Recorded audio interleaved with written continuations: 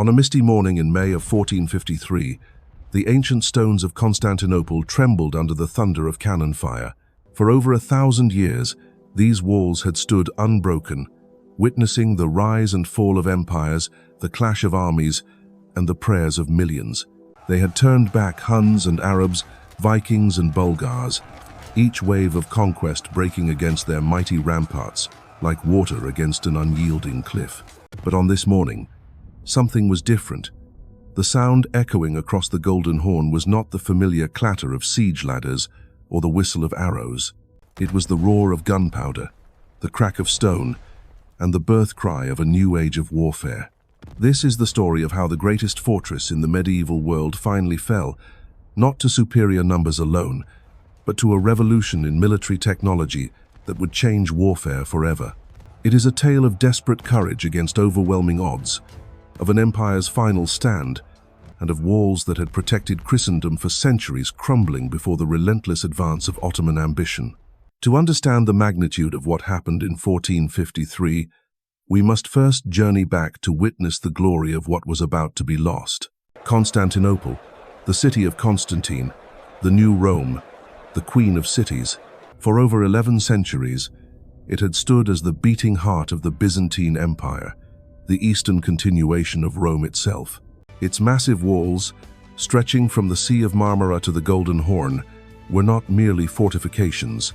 They were symbols of imperial power, monuments to engineering genius, and the last great barrier between Christian Europe and the expanding Islamic world.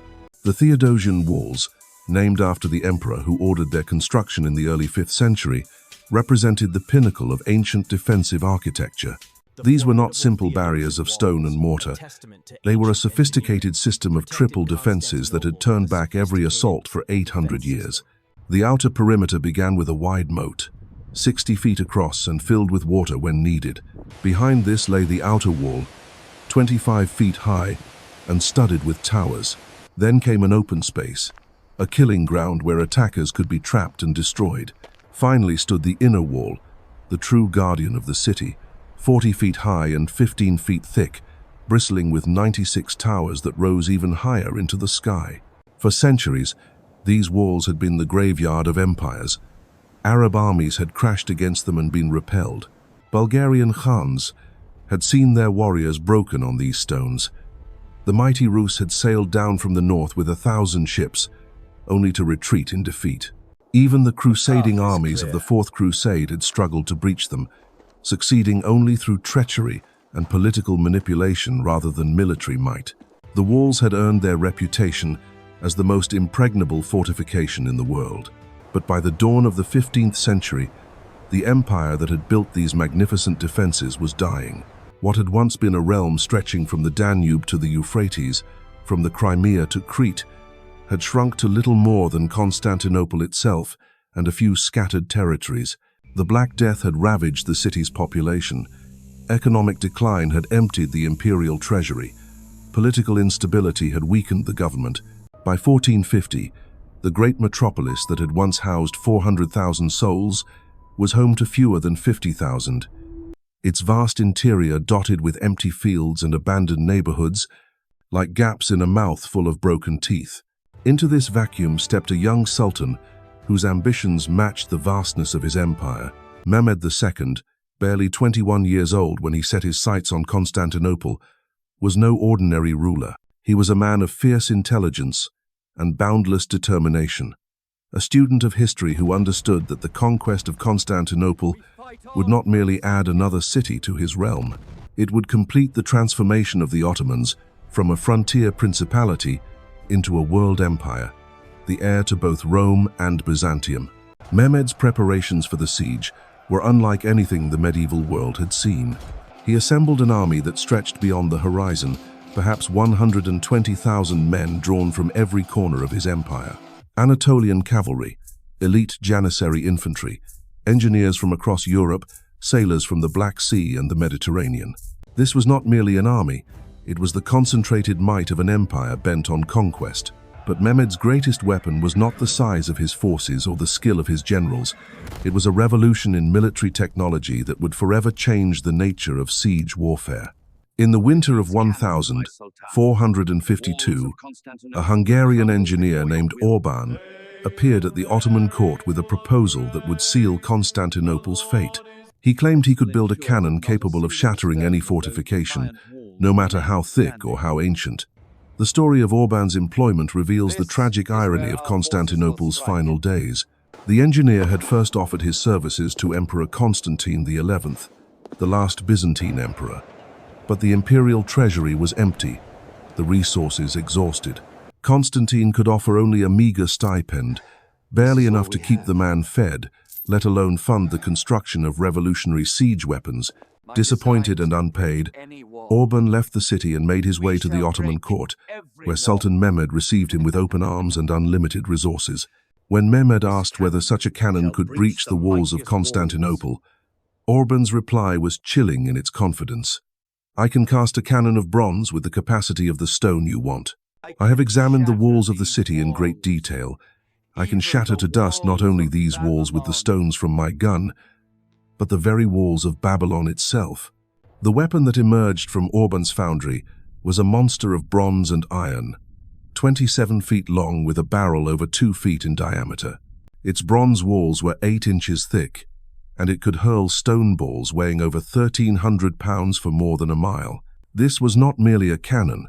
It was a siege engine that represented the future of warfare, the death knell of the age of castles and walls. As winter turned to spring in 1453, the great cannon was dragged by 60 oxen along the roads of Thrace, its passage marking the approach of doom for the ancient city. Behind it came the vast Ottoman host, a moving sea of banners and steel that darkened the countryside. Mehmed had spent months in preparation, gathering supplies, positioning ships, coordinating the complex logistics of besieging one of the world's greatest fortified cities. Inside Constantinople, Emperor Constantine XI prepared for what he knew would be his final battle. The last emperor of Byzantium was a man of quiet courage and deep faith, who understood that his empire's survival hung by the thinnest of threads. His forces were pitifully small compared to the Ottoman host approaching his gates. Perhaps 5,000 Greeks and fewer than 2,000 foreign allies, mainly Genoese and Venetians, who had stayed to fight for the city that had been their home and their fortune. Constantine knew the mathematics of the siege were hopeless. His tiny army had to defend 14 miles of walls against an enemy that outnumbered them by more than 20 to 1. His navy consisted of just 26 ships, most belonging to Italian merchants, facing an Ottoman fleet that blackened the waters of the Bosphorus. His treasury was empty, his allies distant, his people exhausted by decades of decline and defeat. Yet Constantine chose to stand and fight. In the Orthodox tradition, he was not merely an emperor defending his capital. He was the last guardian of the Roman Empire, the final link in a chain of rule that stretched back 1,500 years to Augustus Caesar himself. To abandon Constantinople would be to abandon not just a city, but the very idea of Rome, the dream of Christian empire, the heritage of a civilization. As April dawned in 1453, the stage was set for one of history's most dramatic confrontations. On one side stood the dying remnant of the world's oldest empire, protected by walls that had never fallen, defended by men who knew they were fighting not just for their lives, but for their very identity as Romans and Christians. On the other side gathered the rising power of the Islamic world, armed with weapons that would revolutionize warfare, led by a young sultan whose vision of conquest knew no bounds. The siege that was about to begin would be more than a military campaign. It would be the collision of two worlds, two faiths, two ages of human history. In the balance hung not just the fate of a single city, but the future of Europe itself. The morning of April 2nd brought with it the sound that Constantinople had dreaded for months, the rhythmic thunder of marching feet, the clatter of armor, the creak of wagon wheels carrying the instruments of war. From the landward walls, the defenders watched in grim fascination as the Ottoman army deployed across the fields beyond the city, a vast carpet of tents and banners that seemed to stretch to the very edge of the world.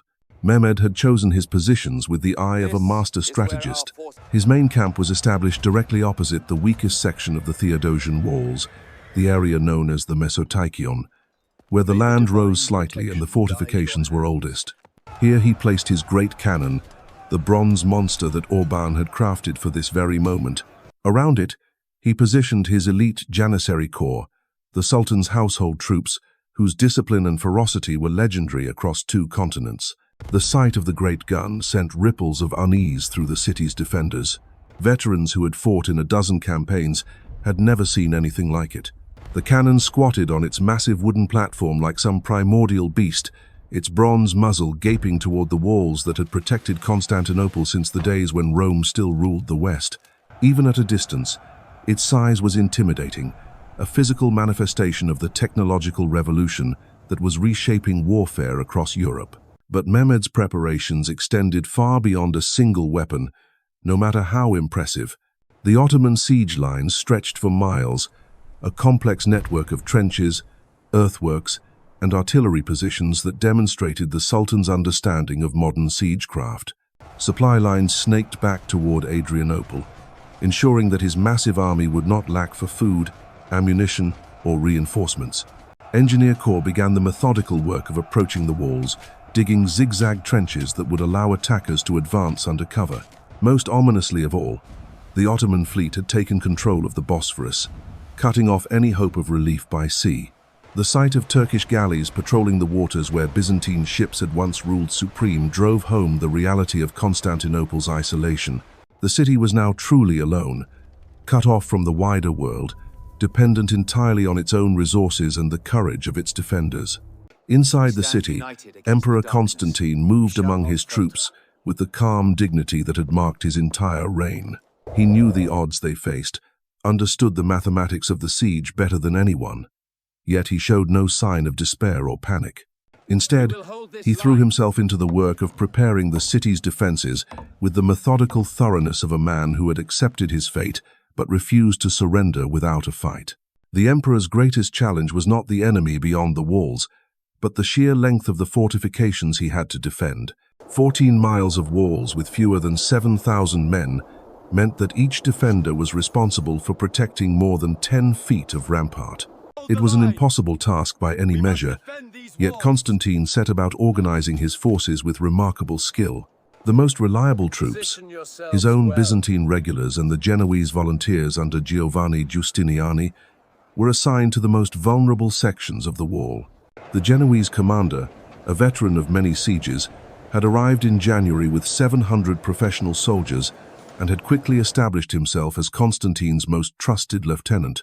Together, they worked to shore up weak points in the fortifications, positioning the city's limited artillery to best effect, and organizing the civilian population to support the defense. For the citizens of Constantinople, the approach of the Ottoman army marked the beginning of a nightmare that would test their endurance to the breaking point. Families huddled in their homes as the thunder of cannon fire echoed through the streets. Churches filled with people seeking divine protection, their prayers mixing with the sound of falling masonry as Ottoman artillery found its range.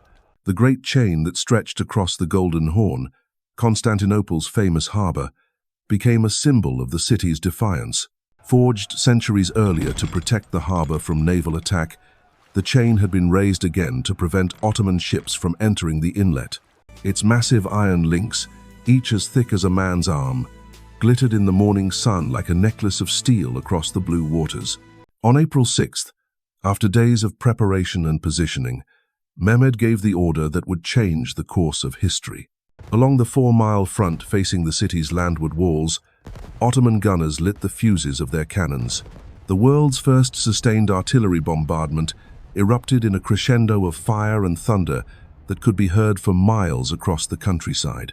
The great cannon's first shot struck the walls with an impact that seemed to shake the very foundations of the city. A section of ancient masonry, stones that had been laid by Roman engineers 1,000 years before, crumbled into dust and rubble. The defenders watched in stunned silence as their supposedly impregnable fortifications began to disintegrate under the relentless pounding of Ottoman artillery. Yet even as the walls began to crumble, the spirit of the defenders remained unbroken. As each section of fortification collapsed, work gangs rushed forward to fill the gaps with earth, timber, and whatever materials they could find. Women and children joined the effort, carrying baskets of soil and broken stone to repair the breaches that Ottoman cannon had torn in their city's defenses. The bombardment continued day after day, a relentless pounding that wore down both stone and spirit. The great cannon could fire only 7 times a day, each shot requiring hours of preparation and cooling. But when it spoke, its voice carried the authority of a new age, each stone ball weighing over half a ton as it crashed into walls that had weathered 8 centuries of siege. The psychological impact was perhaps even greater than the physical damage. The defenders had grown up hearing stories of the wall's invincibility, tales of mighty armies that had broken themselves against these very stones. Now they watched helplessly as Ottoman artillery reduced their legendary fortifications to rubble, chunk by grinding chunk. Constantine himself was often seen at the most dangerous points along the wall, rallying his men and sharing their dangers. His presence in the midst of the bombardment became a source of inspiration for the defenders, proof that their emperor would not ask them to face perils he was unwilling to share. When sections of wall collapsed, he was among the first to organize repair efforts. When Ottoman assault troops tested the defenses, he was there with sword in hand. The siege settled into a deadly routine. By day, Ottoman cannons pounded the walls, while engineers crept closer through their approach trenches. By night, the defenders worked frantically to repair the damage, knowing that each dawn would bring fresh destruction. The great cannon had developed a crack after days of continuous firing, but Ottoman engineers managed to repair it, and the bombardment continued without pause. As April wore on, it became clear that this was unlike any siege in the long history of Constantinople. The methodical destruction of the walls, the coordinated pressure from land and sea, the sheer scale of Ottoman preparations, all marked this as something new and terrible. The age of gunpowder had arrived at the gates of the last Roman city, and nothing would ever be the same. The defenders of Constantinople soon discovered that facing Orban's great cannon was only the beginning of their nightmare. Mehmed had assembled an entire arsenal of artillery pieces, each designed for a specific purpose in the systematic destruction of the city's defenses. Smaller cannons hammered at the towers, their rapid fire chipping away at the ancient masonry like a mason's chisel carving stone. Medium-sized guns targeted the gates, seeking to blast open the massive portals that had sealed the city against invasion for centuries. But it was the great cannon that captured the imagination and terror of both sides. Each time it fired, the earth trembled for miles around. Horses reared in panic. Birds fled from the trees. The very air seemed to split apart with the force of its discharge. Ottoman soldiers, even those who served the gun, covered their ears and stepped back in awe as the bronze monster belched fire and smoke into the morning air. The stone balls it hurled were works of art in their own right, carved from granite quarries in Anatolia and polished smooth by master craftsmen. Each projectile represented months of labor, from the quarrying of the stone to its careful shaping and transport to the siege lines. When these massive spheres struck the Theodosian Walls, they did not merely crack the ancient stones. They pulverized them, turning Roman masonry into clouds of dust that hung in the air like morning mist. For the defenders, watching their legendary walls disintegrate was like witnessing the end of the world. These were not ordinary fortifications. They were the physical embodiment of Roman power, the last tangible link to an empire that had ruled the Mediterranean for over a millennium. Every stone had a history. Every tower bore the marks of previous sieges. Every section told the story of Constantinople's long defiance of its enemies. Giovanni Giustiniani, the Genoese commander who had become Constantine's right hand, understood better than most what they were witnessing. He had fought in siege warfare across Europe and had seen the gradual evolution of artillery. But nothing in his experience had prepared him for the systematic destruction that Orban's guns were visiting upon the city. The science of fortification, perfected over centuries of warfare, was being rendered obsolete in a matter of days. The Genoese commander threw himself into the work of adaptation with the desperation of a man who knew his life depended on finding solutions to seemingly impossible problems. Where the great cannon had blasted holes in the outer wall, he ordered the construction of earthwork barriers behind the gaps. Where towers had been reduced to rubble, he positioned groups of crossbowmen and handgunners to sweep the approaches with missile fire. Most ingeniously, Giustiniani began the construction of what would later be called a fausse-braie, a low earthwork wall built behind the main fortifications. This secondary defense was designed not to stop cannonballs, which would simply pass through the loose earth, but to provide a fighting platform from which defenders could engage attackers who had breached the outer wall. It was a recognition that the age of passive defense was ending, replaced by a new era where fortifications would need to be actively manned and constantly modified. The work of repair and adaptation never ceased. As soon as the Ottoman bombardment paused for the day, usually in the late afternoon when the guns had grown too hot to fire safely, the defenders swarmed over the damaged sections like ants rebuilding their nest. Men, women, and children formed human chains to pass baskets of earth and broken stone to the breaches. Priests moved among the workers, blessing their efforts and offering prayers for divine protection. The civilian population of Constantinople showed remarkable resilience in the face of the bombardment.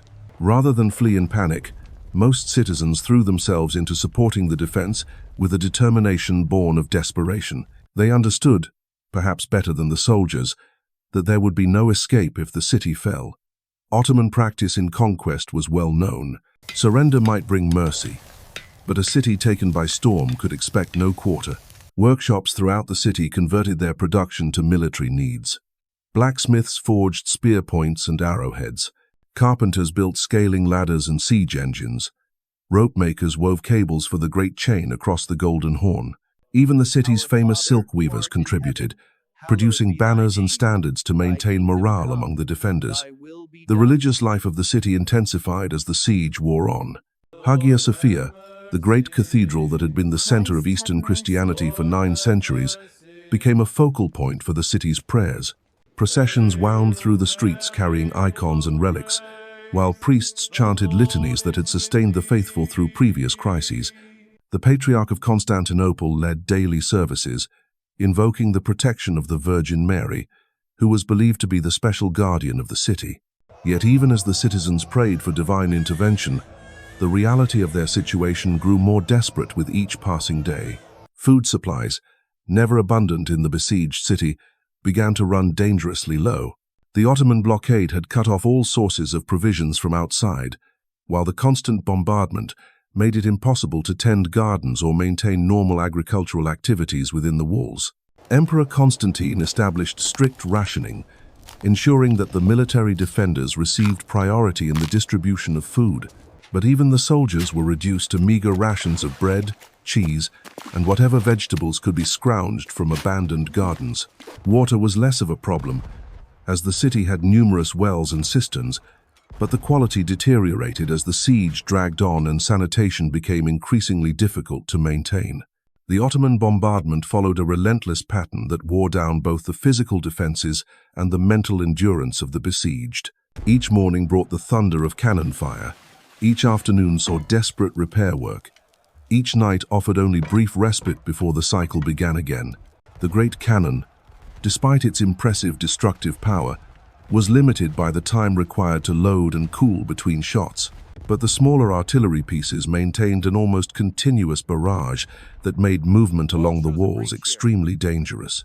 Mehmed himself took an active interest in the bombardment, often visiting the gun positions to observe the damage and consult with his artillery specialists. The young Sultan had studied the science of siege warfare with the intensity he brought to all his pursuits, and he understood that the psychological impact of the bombardment was as important as its physical effects. Each crumbling section of wall, each collapsing tower, sent a message to the defenders that their situation was hopeless. The Ottoman Sultan also understood the importance of maintaining pressure from multiple directions. While his artillery pounded the landward walls, his fleet probed for weaknesses in the sea defenses. Ottoman galleys tested the great chain across the Golden Horn, seeking to break through into the harbor where they could attack the city from an unexpected direction. Raiding parties struck at the few remaining Byzantine outposts around the city, eliminating any possibility of relief from external sources.